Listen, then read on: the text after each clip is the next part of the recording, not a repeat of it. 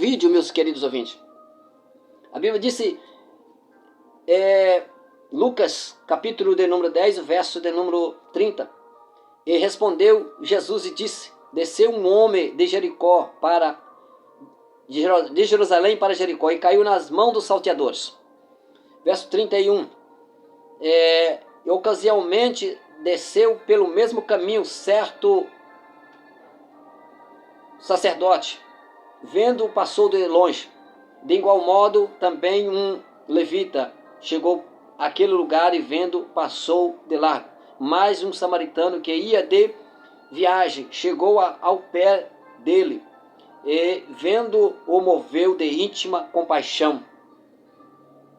Então veja bem, que este bom samaritano, ele se comoveu de íntima compaixão daquele moço que estava espancado. Assim estava nós, a humanidade, nós estávamos espancados, esfolados pelo pecado. E Jesus usou de compaixão sobre a cruz do Calvário, levando sobre si, cravou na cruz do Calvário, os nossos pecados. Então nós não estamos mais sobre a lei, mas sim, nós estamos sobre a graça de Cristo, nosso Senhor e Salvador, Jesus Cristo.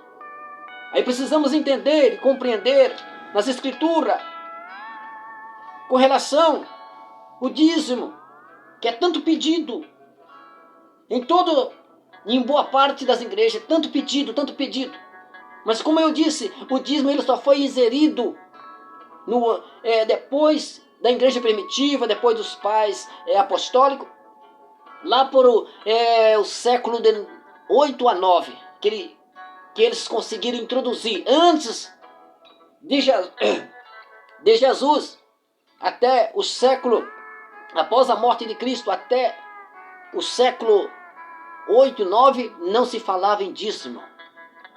Depois que ingeriram esse dízimo, até então, quem sabe com boas intenções, mas hoje nós vemos a maior parte é para fins lucrativos. Entendemos e compreendemos que tem alguns pastores que ainda não têm este conhecimento, não ensinaram a eles, mas nós estamos vendo como fim, a maior parte como fim lucrativos. E para nós entender, os discípulos e Cristo foram dizimistas, sendo que o dízimo era apenas para os agricultores e os pecuaristas. Segundo nós entendemos, Jesus era carpinteiro, profissão de carpinteiro. Ele herdou a profissão do seu pai. Marcos 6 e 3, se não me falha de memória. Por exemplo, Pedro, pescador. João, pescador. Tiago, pescador. E outros mais que eram pescador. Eles eram dizimistas. A Bíblia fala sobre eles dizimando. Nós não encontramos respaldo bíblico no Novo Testamento para esse sentido. Havia, por exemplo, uma pergunta. Havia dizimista no tempo dos apóstolos? No tempo da igreja primitiva? Por exemplo, os primeiros cristãos, os primeiros obreiros, os primeiros apóstolos, eles recebiam salário, tendo por base os dizimistas para manter eles? Nós não encontramos respaldos bíblicos no Novo Testamento para isso, amados ouvintes. Por exemplo, os escritos de Paulo, na escrita, é mais antigo do que os evangelhos. Por exemplo, o evangelho de Marcos. Marcos foi o primeiro ser escrito dos evangelhos. Apesar que não está em ordem, cronológica, possamos dizer assim. Mas Marcos foi o primeiro ser escrito. E Marcos escreveu por volta do ano 67 a 68. Por volta aproximadamente. Em contrapartida, Paulo escreveu a primeira carta de 1 Tessalonicenses por volta do ano 50 a 51. Então, os escritos de Paulo é mais antigo do que o escrito de Marcos. Marcos só escreveu depois do ano 67. Então nós encontramos Paulo, como os escritos de Paulo, sendo mais antigo a escrita do que a escrita do evangelista Marcos, Mateus, Lucas. Por exemplo, há aproximadamente de 16 a 20 anos, aproximadamente,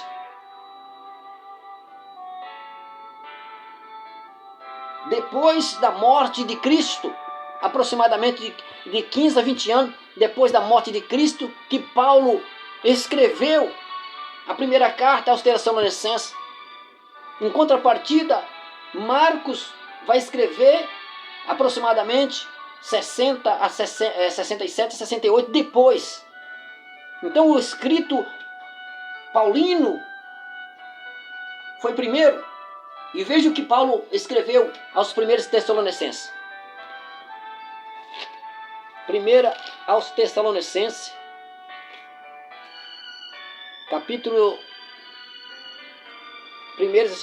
2 e o verso de número 9 e 10. Diz assim: porque bem vos lembrais, irmãos, do nosso trabalho e fadiga, pois trabalhando noite e dia, para não ser pesado a nenhum de vós, vos pregamos o evangelho de Deus. Vós e Deus sois testemunha de que quão santa e justa, irrepreensivelmente nos ouvemos ou veremos para conosco os que creste, né? Então veja bem que Paulo, ele tinha essa autoridade de, como o apóstolo de Deus, de Cristo, de receber salários das pessoas, das igrejas, para auxiliar ele ao ministério da pregação, pois ele era um missionário. Mas ele aqui está dizendo aos Tessalônicos, os Tessalonicenses poderia fazer isto, preparar ali um salário para Paulo, mas ele está dizendo porque bem vós lembrais, irmãos, do nosso trabalho, fadiga, pois trabalhamos noite e dia para não ser pesado aos irmãos. Agora, veja bem, pastores que se assentam no trono e que se cruzam os braços e só quer venha a nós.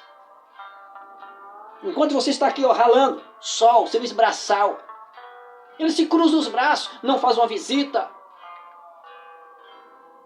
não leva uma cesta básica para as ovelhas, que se senta no trono e fica colocando leis, dogmas em cima do povo que não está na Bíblia, regras humanas. E Paulo está dizendo, irmãos, trabalho em fadiga. Com trabalho em fadiga, trabalhamos noite e dia para não ser pesado. O que é isso, ser pesado? É para que aqueles irmãos não tivessem compromisso de todo mês de estar ali com um valor X para ajudar Paulo. Paulo disse, eu não quero que seja pesado, eu não quero que seja tropeço para o evangelho.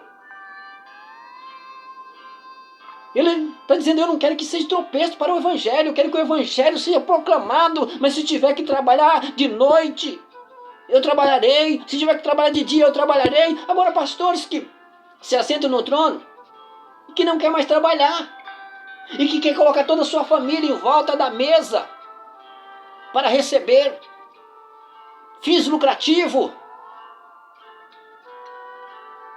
se tornou, amigos ouvintes, em vários lugares como política. O evangelho no Brasil se tornou como uma política religiosa, currais eleitorais, para eleger o fulano tal como pastor, o ciclano tal como pastor,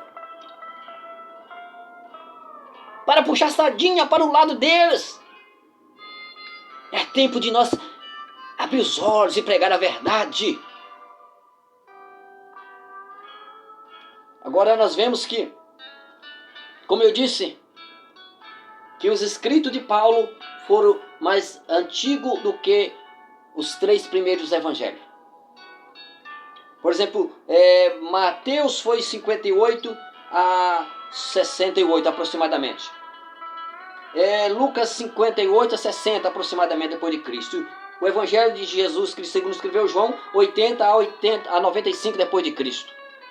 E sendo que a própria carta de 1 Coríntios foi escrito por data aproximadamente 55 depois de Cristo. Então nós não encontramos nenhum respaldo apoiando no Novo Testamento que tem que se dizimar. Mas encontramos respaldo bíblico dizendo que tem que se apoiar voluntariamente a obra de Deus, como apareceu escrito, explícito na palavra de Deus.